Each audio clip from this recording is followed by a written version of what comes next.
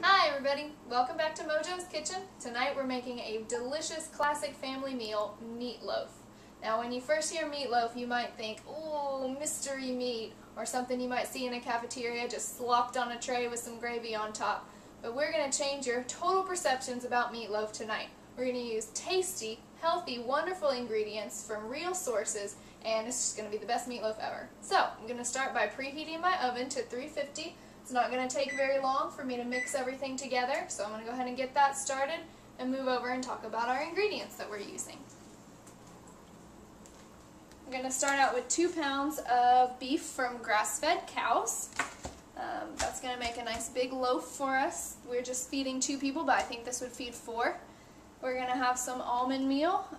Most meatloaf recipes call for breadcrumbs, but we try to stay away from flour and gluten and breads of that sort, so we're going to use almond meal. It's got a good grainy texture. It's going to help everything stick together in the meatloaf pan, and it's just a great substitute to use.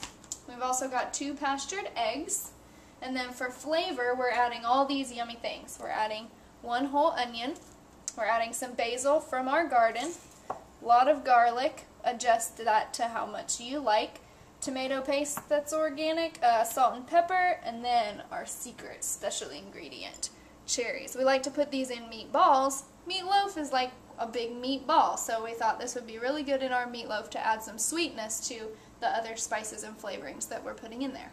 So I'm going to start by chopping everything up, getting it ready to dump all together, and then we'll come back and show you how it's made. Okay, we've got everything all chopped up and ready to mix together. I put my meat in a bowl, big bowl, because I know it's going to be a big job. I like to start by mixing mine with a wooden spoon first and then going to my hands later. I've taken off my ring and my watch because I know it's going to be a messy job.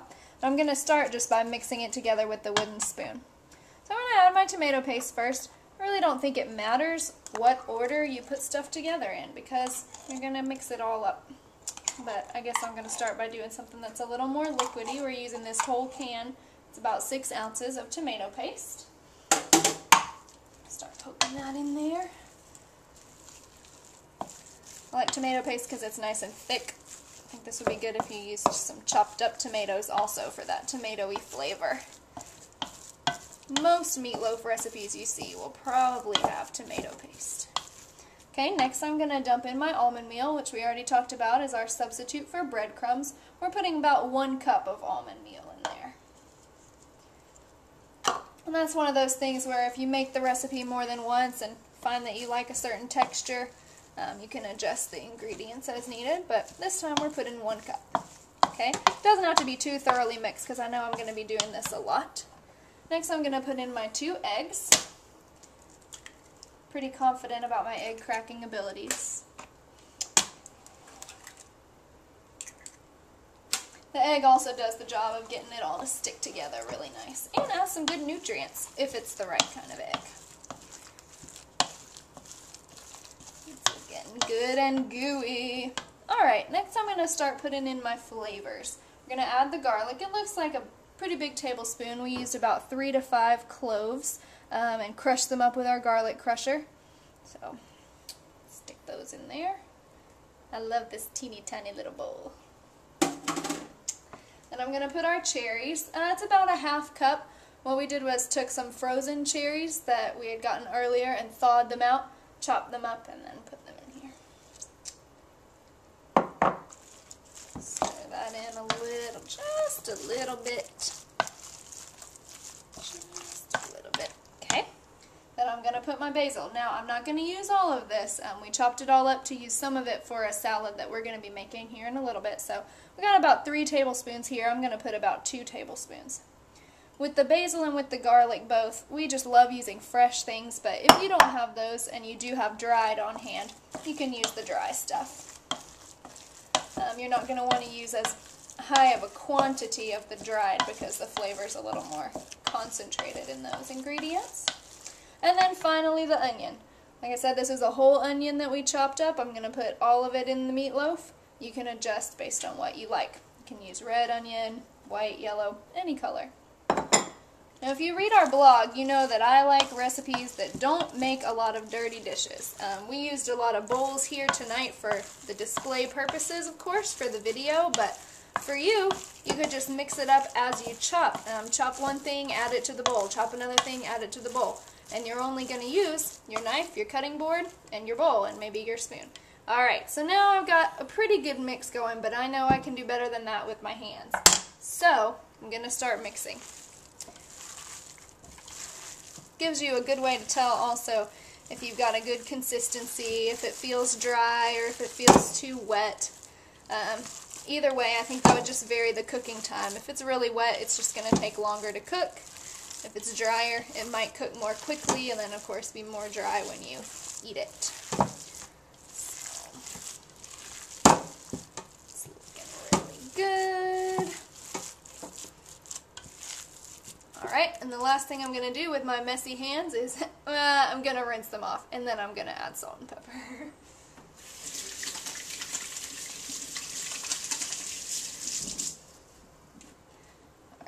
Got some sea salt here.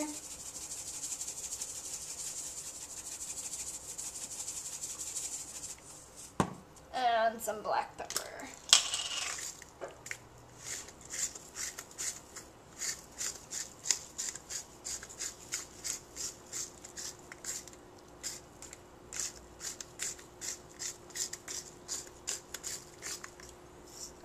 Then of course after it comes out, salt and pepper are really easy things to add to individual servings based on what you like. Just mix those in real quick. Then I'm going to transfer all this to my loaf pan. This is called a loaf pan. On the label it says large loaf pan. You can get small ones too if you're just making mini meatloafs. But this is what we're using tonight. I found just through experience that I don't need to grease my pan, but if you want to, you can use coconut oil or something like that. Smush it on down in there. Got it all out. Came out really easily out of the bowl. Gonna put some foil on top and take it to the oven. I like to use foil on top as a trick my mom taught me, because if you don't put the foil, then the top gets cooked really quickly and the inside is still raw. So I'm going to start out with the foil on the top so it all cooks evenly. Stick it in my preheated oven. And I'm ready to go. Now this big meatloaf is going to take about an hour to cook. I'm going to set my timer for 45 minutes, then take the foil off just so the top can get nice and brown and crusty, because that's what I like. But you could just set it for the whole hour and check it every once in a while to see how it's looking. So glad we have our microwave here for the timer purposes only. That's all we ever use it for. So that's in, that's baking. It's not going to take us 45 minutes to make our salad, but that's the next thing we're going to go to. Jonathan's going to show us a great raw salad to go with our meatloaf.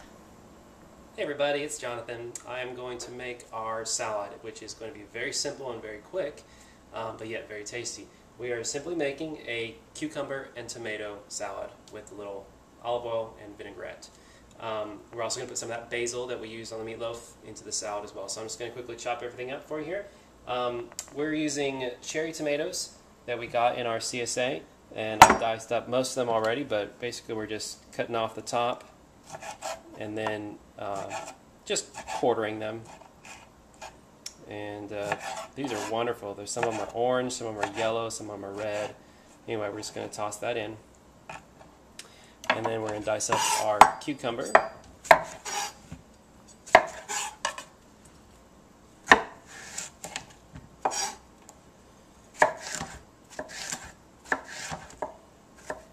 We want small pieces, about the same size as our tomatoes.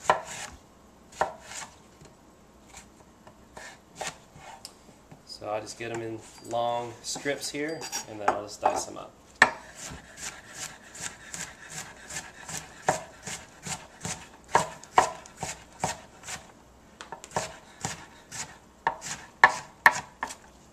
Alright.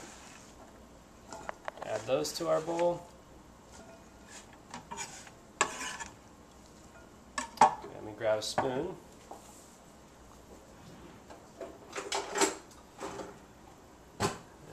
This up. And then we're going to add some extra virgin olive oil into it. We're looking for about 2 tablespoons. 1 to 2 tablespoons. And some balsamic vinaigrette, or balsamic vinegar, whatever you have. We have one called Ambrosia. We're not using it today, but it's a delicious one. This one we need about 2 tablespoons worth. And we'll mix this up. And we're also going to add some sea salt and black pepper, but I'm going to add the salt later because I don't want the salt to suck all of the liquid out of our vegetables here. So I'm going to add the black pepper and a little bit of that fresh basil from our garden.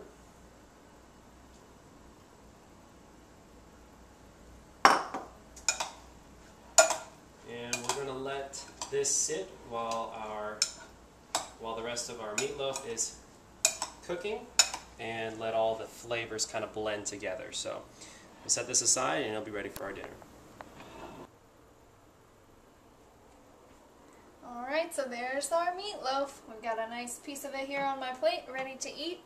We took it out of the oven at 1 hour and saw that it still had a little time left to cook, so we sliced it up and put it back in the oven with no foil. Turned up the heat to about 400 for about 15 more minutes to just give it that extra cooking time. So I think it's going to be really good now. A lot of people like to put ketchup on their meatloaf, but that's because it adds flavor. It has a lot of sugar in ketchup. We don't want to do that. Our meatloaf has enough flavor as it is, so I'm just going to eat it plain. We're going to come over here and have my side salad. This is the tomato cucumber salad with some basil. I like a lot of vinegar, so I'm really excited about this salad. Scoop some out. And there it is.